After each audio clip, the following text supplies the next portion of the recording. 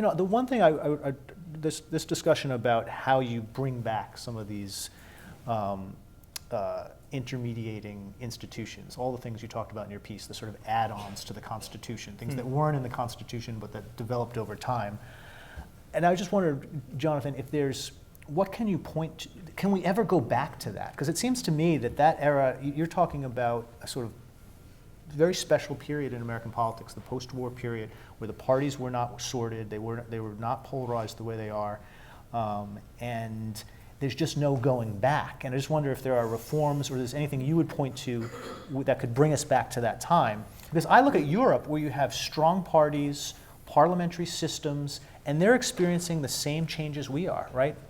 Brexit, some of the nationalist movements across Europe, and you would think that some of those governments would be more like what you're describing, and yet the same thing is happening. And then I wonder if maybe the issue is not the intermediating institutions, but the rise of inequality, that that it's more economic driven than political. Well, it's all of the above, of course.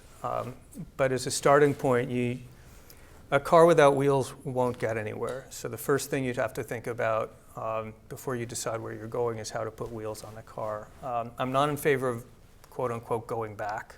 That's not the way politics ever works.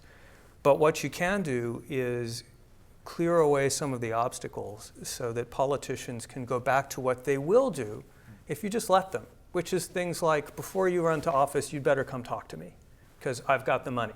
And I can dump it in your campaign, or I can withhold it. Or I can give you that runway for your district, or I can knock you off your committee seat if you misbehave. Or I have a lot of influence over whether you get endorsed in your next primary fight.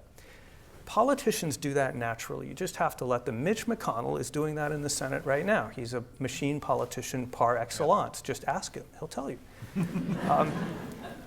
He has been very effective and made a point over the last 2 election cycles of protecting all the people who vote with him. And they've been challenged in primaries. He's won every single one of them.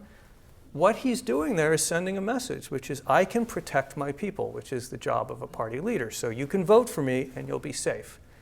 So that's one of the reasons the Senate seems to be functioning somewhat better than the House. So politicians, it's not can you go back, it's when you tear up the asphalt, will the grass grow back? And the answer is usually yes.